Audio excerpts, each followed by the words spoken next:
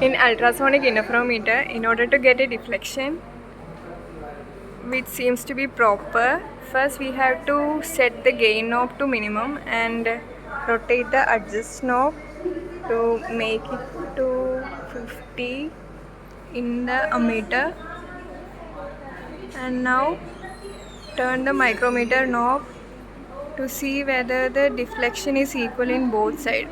If it is towards the left, rotate the adjust knob to right, and then rotate the micrometer,